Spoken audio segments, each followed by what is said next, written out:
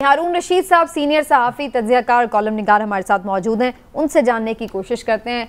हारून रशीद साहब बहुत शुक्रिया सर, अस्सलाम वालेकुम। वालेकुम अस्सलाम।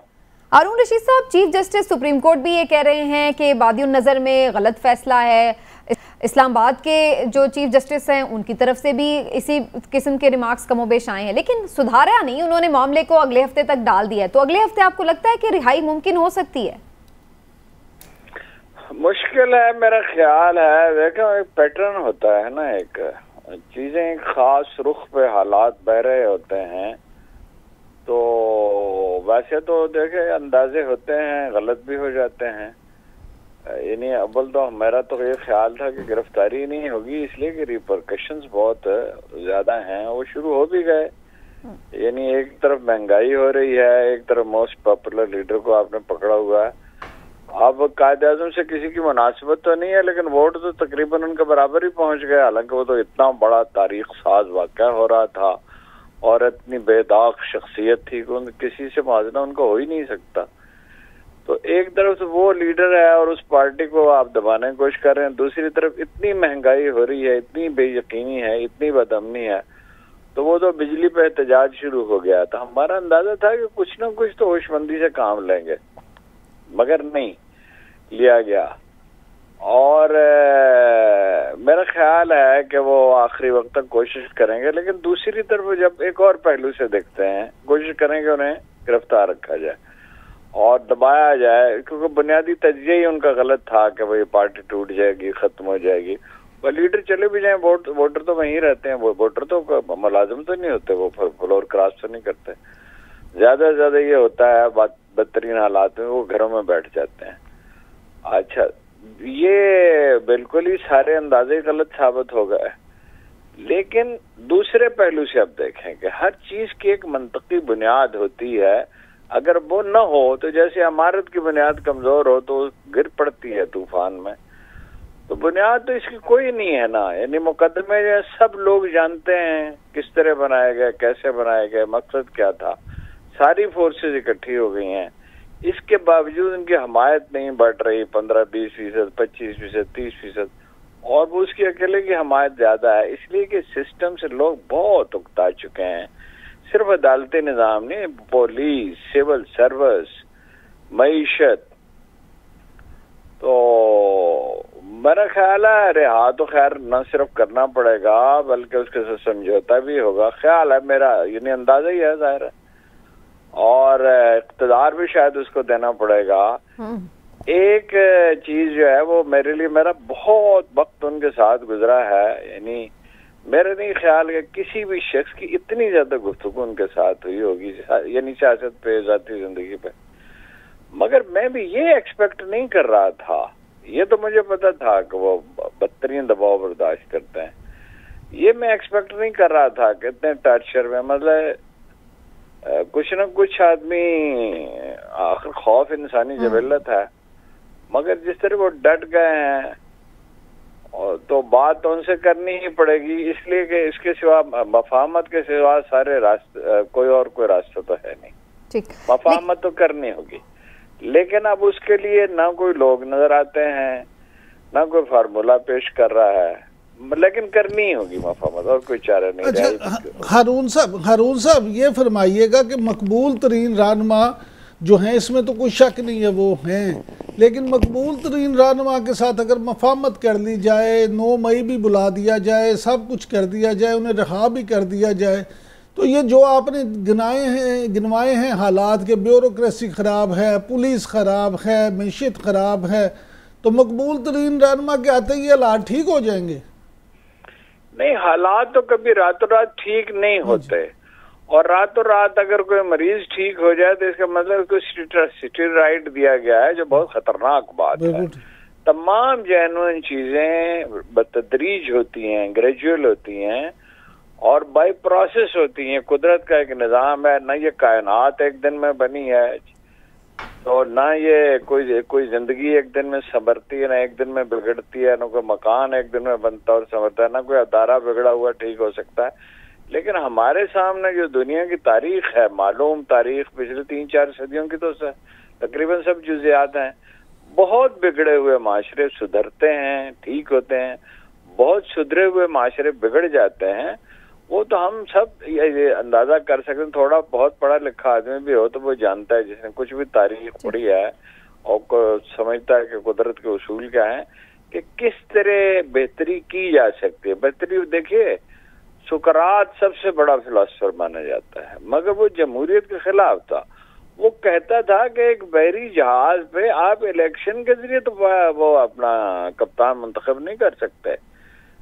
وہ کہتا تھا جب تک ایجوکیٹ نہ کیا جائے سوسائٹی کو، اس وقت تک جمہوریت بے معنی ہے.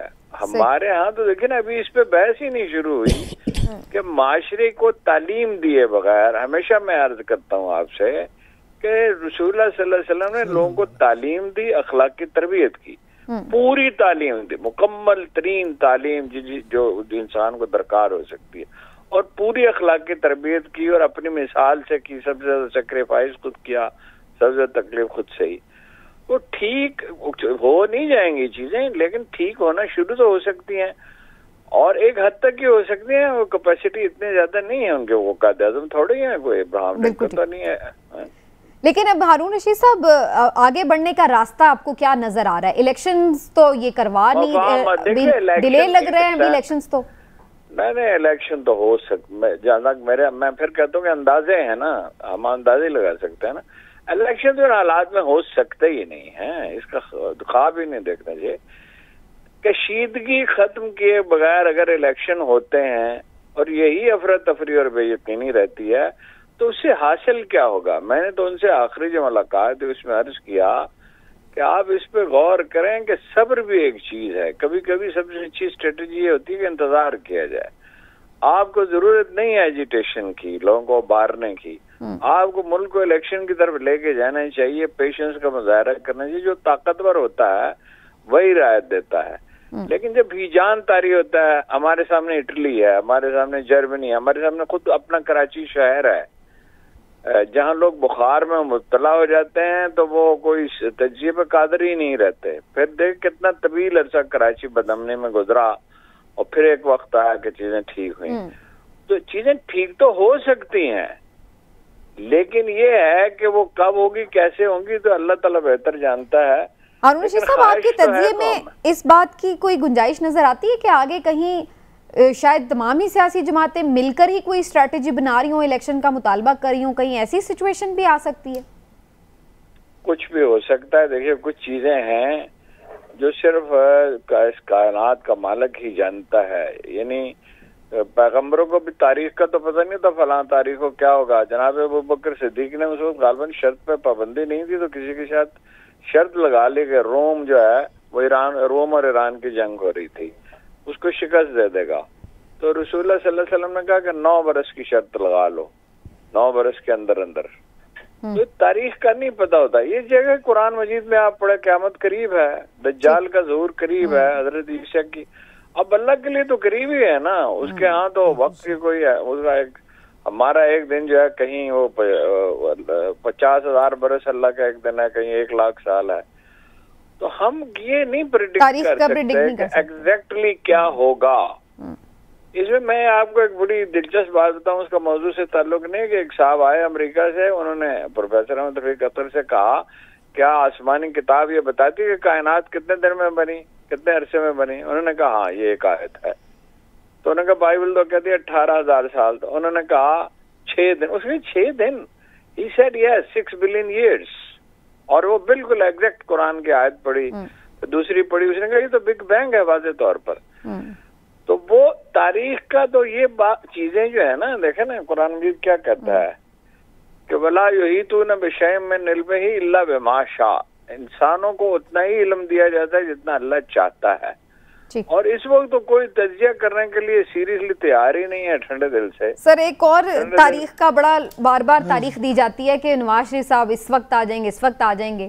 یہ تو تاریخ انہوں نے خود ہی دینی ہے، لیکن پھر بھی وہ آگے بڑھ جاتی ہے. اب ستمبر میں بھی نہیں آ رہے، اکتوبر کی اب تاریخ میں نہیں. وہ تو دیکھیے نا، خواجہ آصف صاحب نے جو بات کہی وہی میرا خیال ہے سب سے زیادہ درست ہے کہ زیرو رسک ہوگا تو آئیں گے. زیرو رسک تو کبھی ہوتا ہی نہیں زندگی میں. سڑک کراس کرنے میں زیرو رسک نہیں ہو سکتا. زیرو رسک کہاں ہوتا ہے؟ تو اس کا مطلب نہیں آئیں گے. لیکن نہیں، اس کا بھی امکان ہے کہ نہ ہے، لیکن یہ کہ وہ سارا بندوبست ہو جائے گا، سودا ہو جائے گا.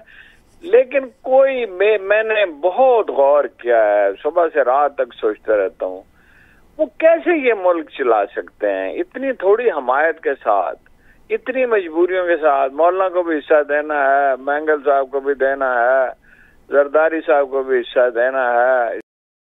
کبھی رول جو بہت بڑھ گیا ہے، آسانی سے کم نہیں ہو سکتا، تو پاپولر لیڈر ہی کر سکتا ہے. لیکن یہ کہ عمران خان کی اسٹریٹجی میں اور پی ٹی آئی میں جس پہ وہ بہت برہم ہو جاتے ہیں جب وہ پوائنٹ آؤٹ کیا جائے، ایک بنیادی غلطی ہے. آپ بدلہ نہیں لے سکتے، آپ ماضی کو نہیں بدل سکتے، آپ تاریخ سے نہیں لڑ سکتے. وہ معافی دینی پڑتی ہے. وہ بالکل جس طرح ہیرلڈ لیم نے کہا ہے کہ صلاح الدین نے پلک جھپکتے میں سب کو معاف کر دیا، بلکہ بعد کا جزیہ بھی خود ادا کر دیا. تو وہ فتح مکہ سے انسپائر تھا نا. وہ تو ایک بڑا عالم فاضل آدمی بھی تھا، صرف سپہ سالار نہیں تھا. قائد اعظم نے کس سے بدلہ لیا تھا پاکستان بننے کے بعد؟ کسی کے بارے میں بات تک نہیں کی تھی. تو اسی لیے تو نہیں ابھی تک کوئی سیٹلمنٹ نہیں ہو پا رہی کہ کوئی بدلہ معافی کا کوئی معاملات طے نہیں پا رہے. آپ کو کیا خبر ہے؟ دیکھیے، پہلی بات وہ یہ کوشش کریں گے کہ ان کو دبا لیں، مایوس کر لیں، یہ گھروں میں بیٹھ جائیں. اور نہایت ہی حماقت کے ساتھ پی ٹی آئی کے لیڈر مایوسی پھیلا رہے ہیں، کارکن بھی پھیلا رہے ہیں، دانشور بھی پھیلا رہے ہیں. مایوسی تو قرآن مجید یہ کہتا ہے کہ اس سے بدتر کوئی چیز ہی نہیں. شرک کے بعد بدترین چیز مایوسی ہے. جگہ جگہ قرآن مجید میں سارے گناہ معاف کرتا ہوں جمیہ ہے. جگہ جگہ پہ ہے کہ کس چیز نے تمہیں اپنے مہربان رب کے بارے میں دھوکے میں ڈال رکھا ہے. اور وہ دیکھے اقبال ہی ہے آج جس نے سب سے زیادہ اچھی انٹرپریٹیشنز کی ہیں کہ امید مرد مومن ہے خدا. اس پر بڑی بات ہو رہی ہے ہارون رشید صاحب کہ ان کو بیرون ملک جانے کی کوئی پیشکش ہوئی ہے نہیں ہوئی، آپ کی خبر کیا ہے؟ نہیں، وہ تو چاہیں گے، نہیں تو سادہ سی بات ہے، اس کے لیے تو کوئی معلومات کی ضرورت نہیں ہے. وہ چاہیں گے وہ چلا جائے. لیکن دیکھیے اس کا ایک مزاج ہے کہ وہ نہیں جائے گا کسی. بھائی علیحدگی کیسے ہوئی؟ کوئی ناراضگی کبھی، میں اس گھر کے حالات سے جتنا آدمی واقف ہو سکتا ہے میں واقف ہوں، جماع امام کے اور اس کے درمیان کبھی ہیٹڈ ڈیبیٹ بھی نہیں ہوئی. علیحدگی کس لیے ہوئی؟ اس نے کہا لندن میں رہیں گے، وہ ایک طرز زندگی کا مسئلہ تھا، بوریت کا شکار تھی. تو اس نے کہا نہیں. وہ دیکھیے اس کا بنیادی کلید کیا ہے عمران خان کی شخصیت کو سمجھنے کے لیے، کہ وہ کس چیز کی obsession پالتا ہے. کرکٹ کی اس نے obsession پال لی. شوکت خانم ہاسپٹل، نمل کالج میں پہلے دن سے ان کے ساتھ تھا، پہلی اینٹ جب رکھی گئی آخری دن تک. کوئی بھی چیز جو پروجیکٹ وہ بناتا ہے اس میں ڈٹرمنڈ ہوتا ہے کہ اس کو کرنا ہے. وزیر ایک دن میں نے اسے ایک دن بھی شک میں مبتلا نہیں دیکھا کہ وہ وزیر اعظم بنے گا. ٹھیک ہے. اور تو نہیں جائیں گے باہر. وہ کہتا تھا ایک دن اسے کہا، میں نے کہا زلزلہ آیا جو 2005 کا تھا تو تم نے کیا کیا؟ اس نے کہا بس اپنا بستر پہ لیٹا رہا، اللہ سے دعا کی. تو میں نے کہا، اس نے کہا تم نے کیا کیا؟ میں نے کہا یہی کیا. اس نے کہا پھر دو ہی پاگل ہیں اس ملک میں. تو وہ تو دیکھیے نا ایک ڈٹرمنیشن. وہ کچھ اسکالر تو نہیں ہے، بہت باریکیوں کو نہیں سمجھتا، اگر جب بہت چیزیں سیکھ گیا ہے. ایک ڈٹرمنڈ آدمی جو ہوتا ہے، ایک بات ہے ایک بڑے درویش نے کہی تھی کہ خدا کو کسی لشکر کی ضرورت نہیں ہے، وہ ایک آدمی چاہتا ہے. اور ہمارے سامنے قائد اعظم کی مثال ہے، ابراہیم لنکن کی ہے، صلاح الدین ایوبی کی ہے، اور بہت سی شخصیات کی ہے کہ جنہوں نے تاریخ. عبد الرحمن الداخل اکیلا اسپین میں داخل ہوا اور اس کی اولاد نے سینکڑوں برس تک اس پہ حکومت کی.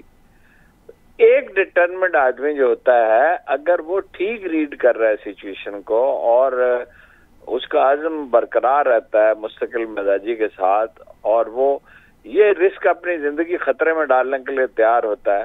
تاریخ کا سب سے بڑا فاتح کون ہے؟ جناب خالد بن ولید. 2 سپر پاورز کو ہرا دیا انہوں نے. اور وہ آپ غور کریں کہ کیا چیز ہے. ایک تو خیر ان کا جو علم ہے اور وہ اپنا جنگ لڑنے کا جذبہ ہے، لیکن اتنی باریکیوں میں وہ سمجھتے تھے چیزوں کو. اور اس کے ساتھ سب سے اہم بات یہ ہے ایک فقرہ ہر خط میں وہ لکھتے تھے جب کسی کو حریف کو کہ کالی سانڈنیوں پر سوار عرب کے وہ شہسوار میرے ساتھ آتے ہیں جو موت کو اتنا ہی عزیز رکھتے ہیں جتنا تم زندگی کو.